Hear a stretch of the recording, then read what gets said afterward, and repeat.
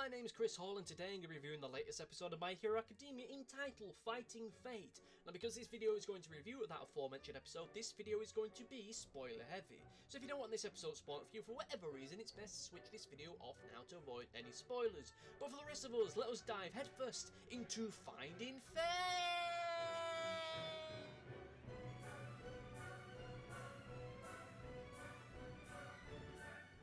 Okay, so here we are with episode 4 of season 4 of My Hero Academia Fighting Fate. It kind of feels at this point that all the even-numbered episodes are going to be the heavier ones. The ones with the more deeper, darker, more emotional stuff are going to be happening. Oh, it's all so sad, it's all so serious, isn't it, dear viewer? Now, for all of you that keep a close eye on this channel, you'll notice that there is no video this week. The reason there is no video this week is because my camera's not working. Just thought I'd kind of throw that out there before we got too far into the review itself. As for this week's episode of My Hero Academia, as I just said, this is one of the more emotive episodes that we've had in probably at least a fortnight or so. This is definitely one of the heavy episodes we've had at least since episode 2, but not quite as heavy as episode 2.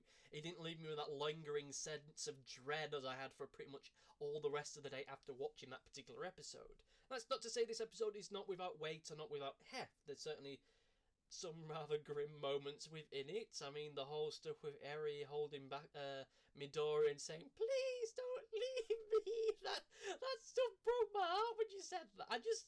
Look, I understand the reason why they didn't just slap the cuffs on Overhaul there and then. They're supposed to be staking him out and they're investigating him, but at the same time, this guy's a Yakuza guy. They know this guy's evil. They know this guy's up to no good. What are they going to do? Just wait and see when he does something and then arrest him? Like, you've got this guy almost banged to rights, as it seems. You could just take him in here and now. I mean, there has to be someone out there that has a quirk that allows him to see what the quirks of other people are. Just have them doing the scouting outy stuff. Have them figure out what his powers are and then take him in. Slap the cuffs on him. Take him down. No, they're not going to do that, and of course if they did that we wouldn't have a series, so, you know, why bring logic into these things? Because if you did things logically we wouldn't have much of a television programme now, would we? Or manga by extension, because this is based on a manga. I feel this week's episode was heavier emotionally than last week's episode. There are elements of it that I still had issues with. First of all, it's a fact, and I'll just have to keep saying this until something changes. I am beside myself with annoyance at the fact that this great ensemble cast just aren't in the programme anymore, it seems. One of the big things I praised this show for in my initial impressions video, how it was able to have such a large cast and yet have them all feel present and active and feel as though they have an active part to play in the show. Even though some weeks they might be pushed to one side, it felt great, it felt good, and felt like something that a lot of other programmes could stand to learn from. However, over the past few episodes of this series, they're just there.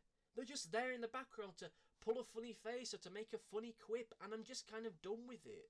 Like, one of the great things I really liked about this series is that even some of the characters are a little bit quiet and you don't really see or feel much of them, they've had time to shine, if not within an episode focused solely around them, then by a little heroic moment or an inspiring speech or an emotional bit they've had up until this point. And up until recently, that was great. Now at the moment, it's just not happening. You got the stuff with the remedial class with Bakugo and Shoto, and we're not seeing any of it. It feels as though this would be a great, fun thing to see, something to be really adventurous and cool, or just really funny, something to break the mood and to take away all the darkness and deep, depressing things that happen in this series. But we're not seeing it. We have, at least 3 of the other characters have gone off to meet the big 3 to do their work placement stuff, but we've not seen them in weeks. Yeah, next week we're going to see a little bit more of them, but it kind of feels like, yeah, these guys just aren't background characters. They're named characters. We know about them, we know what makes them tick, we know about the personalities, and we're not seeing hide the bloody hair of them. I know for a lot of people this is the Midoriya show, it's all about him and his struggles, but it doesn't feel like that at the best of times. It feels like it should be an ensemble thing, but we haven't seen much of our ensemble. I'm not saying I have issues with the direction of this series as a whole or the stories they're in, because I feel as though it's way too early to tell where all this is going, but I really want to see these other characters doing something really soon, because otherwise I'm just going to look a tit for praising it so well as to how well it was doing all these things. My other big problem that I had with this particular episode is the whole fate thing. This episode is called Fighting Fate. Because we learn that Sir Night Eye's quirk doesn't just let him see what's going to happen with someone a matter of an hour or so into the future. It spans years into the future. Though the further along it goes, the harder and less precise it ends up getting. And apparently, All Might in the future is going to die a horrible, painful, bloody, mangled up mess.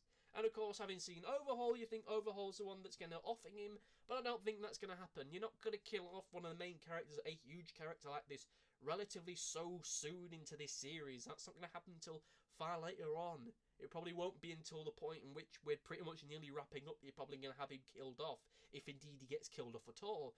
Because now there's his plan to try and fight fate, to do the things to try and stop this fate from happening.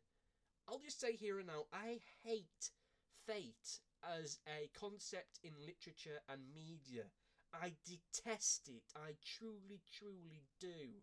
It ends up robbing most of the characters win whatever it is, whether it's a TV show, a comic book, a manga, an animation, a stage play, of any kind of agency. Because at the end of the day, whatever's been prophesied is either going to happen, and that means whatever our characters do in the up until that point is wholly pointless and fruitless, or alternatively, it doesn't happen at all, and they defeat fate, and at that point you kind of think to yourselves, well, if they could have defeated fate in the first place, then the whole you got to change fate thing wouldn't be a thing at all.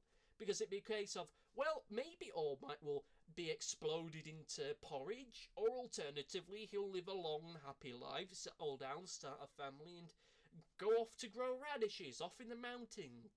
Maybe he'll do that. But that isn't the case. It's this guy's definitely going to have this thing happen to him in the future. Or maybe not.